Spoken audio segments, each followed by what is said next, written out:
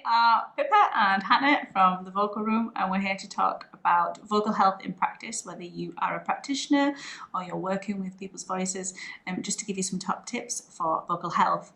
And all about this guy. So this is the larynx, lives inside here. This is a bit larger than normal. And inside, you've got a couple of little things called vocal cords or vocal folds. And the first thing we want to talk about is how to keep them hydrated.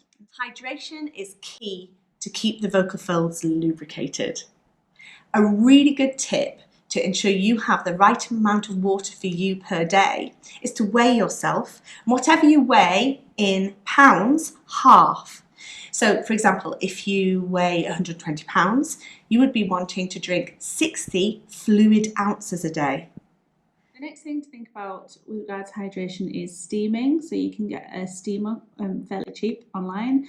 If you fill up your steamer with some hot water and inhale vapor from that, that's an instant way to get hydration and moisture onto your vocal folds. Two things to think about. One is make sure it's not too hot, and the other is not to vocalize straight away after. Give yourself a 30 to 40 minute wait before you go and sing after that.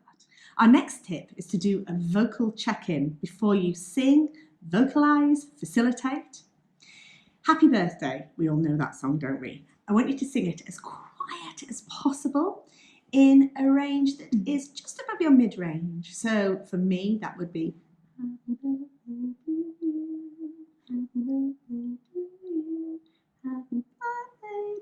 and once you've done that little octave leap, then you know you're good to go. If that doesn't quite work, you know you need to do a really good warm-up.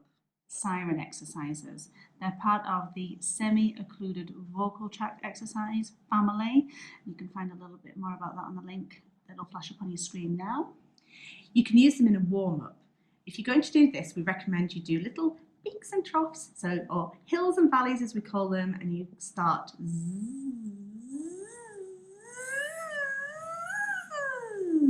mid-range, stretching up, and you can also start in your mid-range and move down. Before you even start vocalizing, a really good idea is to give your TMJ muscle a really nice massage. You can find this muscle by gently clenching your teeth. You'll feel something just pop out a little bit. It's in that area particularly that you want to be working. One thing that you can do to do a little bit of stretch and release before you start vocalizing is a little bit of neck stretching. So when you take your neck to the side here like that, make sure the shoulder doesn't come up with you to meet your ear, or similarly that shoulder doesn't come up. So you're creating a bit of space here, and let that hang for a little bit. Keep the nose facing forwards, and then come back and do the other side in the same way. Let it hang there, enjoy the stretch. Back again to do the other side, and back again to do the other side. Once you've done that, a really nice thing to do is to allow the head to drop down towards the chest. Now you get a bit of a double chin, but don't let that stop you. Down towards here, make sure you don't collapse the chest and you're allowing the chin to just drop down naturally.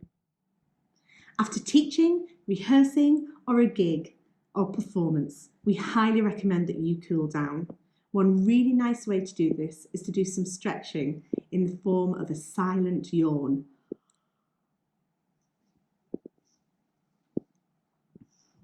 Contagious. The other thing that you can do is to do some reverse sirens down onto a speaking pitch. So back to the semi-occluded vocal tract exercises, something like this.